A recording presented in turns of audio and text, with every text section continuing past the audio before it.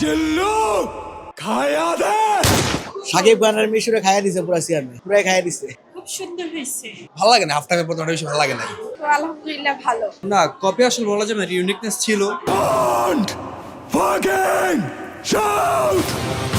তো আলহামদুলিল্লাহ ভালো। হ্যাঁ হ্যাঁ কিছুটা, হ্যাঁ সেটাই, কিন্তু ভালো লেগেছে। অনেক ভালো হয়েছে ছবিটা, অনেক এনজয় করছি। না না না, কোনো দিক দিয়ে কপি না, ইন্সপায়ার্ড বলতে পারেন, কিন্তু কপি হয় না কোনো দিক দিয়ে। একটা সিন আছে আর কি, না বলা যাবে না, কিন্তু ওরকম সমস্যা নেই আর কি, টোটালি কপি না, ইন্সপায়ার্ড বলতে পারেন, কিন্তু ভালো ছিল। আমার কাছে অনেক ভালো লাগছে। আমার লাইফে অসাধারণ একটা মুভি দেখলাম আজকে, খুব ভালো লাগছে। অসাধারণ লোক, কি বলবো আর, ভাষা বলে বুঝাতে পারতেছি না। সাকিব খানের মিশরে খাইয়া দিছে পুরা সিয়ামে, পুরাই খাইয়া দিছে। I want to sleep with you. Motherfucker. ভালো ভালো ছিল মুভি। ভালো ছিল, অনেক ভালো ছিল। আজকে এখন রাগ করে দেখলাম, এর ভালো লাগে না, হাফ টাইমের পর তো বেশি ভালো লাগে না।